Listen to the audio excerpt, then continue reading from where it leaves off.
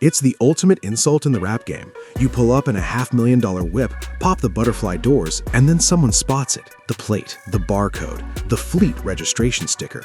Suddenly, the comments section is flooding with one word: rental. Recently, the internet started whispering about the plates on Lil Baby's Ferrari SF90 Stradale. Is the voice of the heroes actually driving a rental from Hertz, or is something else going on?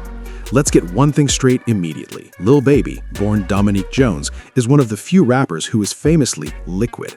He doesn't just rap about money, he has it.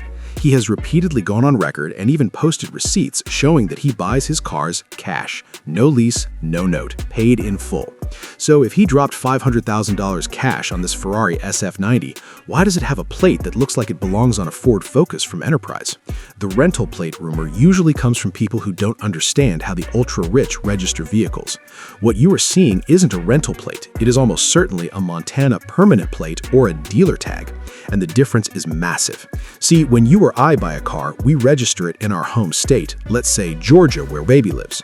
Georgia charges a title ad valorem tax, or TAVT, of roughly 7%. On a $600,000 Ferrari SF90, that is $42,000 just for the privilege of putting a metal rectangle on the bumper.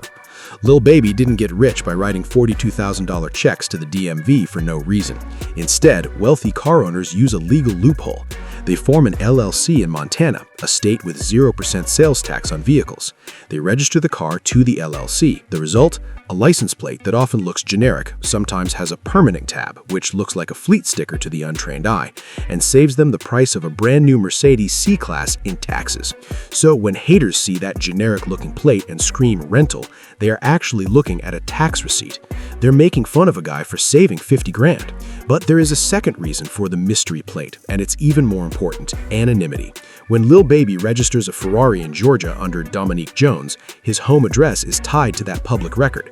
In the age of digital stalking, that is a security nightmare. By using a dealer plate, if he has a connection to a dealership, or an LLC plate, the car is traced back to a corporate office in a boring business park, not his front gate.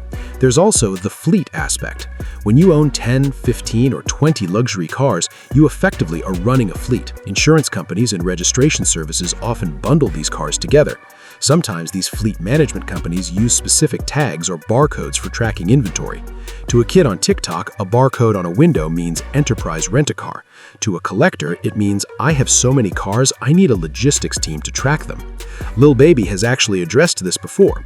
He posted stories showing the titles to his cars, pink slips as they're called. You don't get a pink slip for a rental. You don't get a pink slip for a lease. You only get that piece of paper when you own the metal outright.